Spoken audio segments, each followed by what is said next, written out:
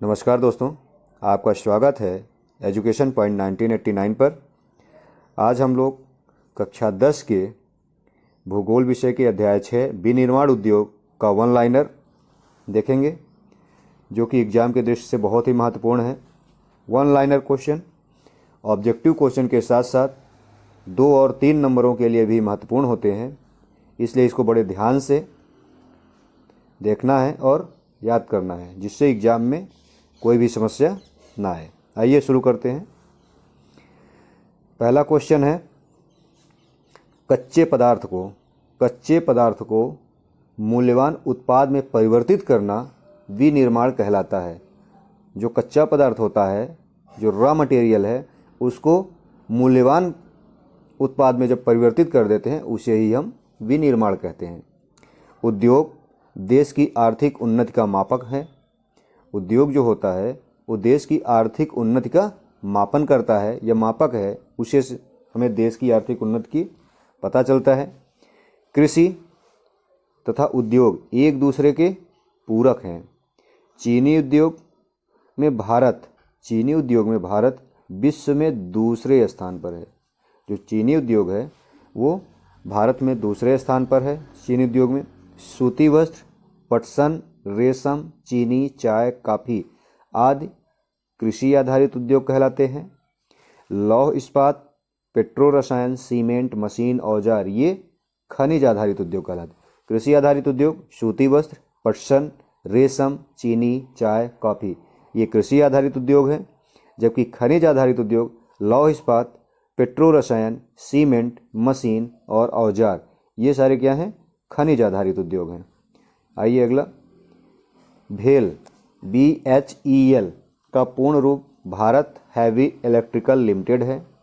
Shell का पूर्ण रूप steel authority of India limited. भेल का पूर्ण रूप Bharat heavy electrical limited, SAIL का steel authority of India limited. Bharat का प्रथम सफल सूती वस्त्र उद्योग 1854 मुंबई में लगाया गया। 1854 में लगाया गया था। प्रथम सूती वस्त्र उद्योग मुंबई में लगाया गया है। भारत पटसन से निर्मित सामान का सबसे बड़ा निर्यातक देश है। भारत जो है पटसन से निर्मित सामान का सबसे बड़ा निर्यातक देश भी है। अगला क्वेश्चन, भारत जो है बांग्लादेश के पश्चात दूसरा सबसे बड़ा निर्यातक देश है पटसन का। भारत बांग्लादेश के पश्चात पटसन का दूसरा सबसे बड़ा निर्यातक देश है। भारत का प्रथम पटसन उद्योग कोलकाता के निकट सिरसा में लगाया गया था। कहाँ लगाया गया था? सिरसा में। भारत का प्रथम पटसन उद्योग कोलकाता में 1855 में लगाया गया। कोलकाता के निकट सिरसा में 1855 में लगाया गया पटसन उद्योग। वे उद्योग जो खनिज व धातुओं को कच्चे माल के रूप में प्रयोग करते हैं, उन्हें खनिज आधारित उद्योग कहते हैं। खनिज आधारित उद्योग क्या कहलाता है? जो खनिज व धातुओं को कच्चे माल के रूप में प्रयोग करते हैं, उन्हें हम खनिज आधारित उद्योग कहते हैं। इस्पात को कठोर बनाने के लिए, इस्पात जो होता है उसको कठोर बनाने के लिए उसमें क्या मिलाते हैं? मैग्नीज। इस्पात को कठोर बनाने के लिए उसमें मैग्नीज मिलाते हैं। भारत का जो छोटा नागपुर का पठार झारखंड वाला क्षेत्र है, यहाँ अधिकांश लौह एवं इस्पात उद्योग स्थापित किए गए हैं। क्या है? छोटा नागपुर पठार में अधिकांश लौह एवं इस्पात उद्योग स्थापित किए गए हैं।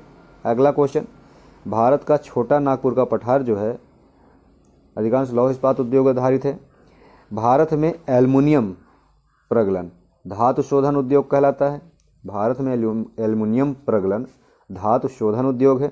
एल्युमिनियम में बॉक्साइड को, जो बॉक्साइड होता है, इसको हम कच्चे पदार्थ के रूप में प्रयोग करते हैं एल्युमिनियम में।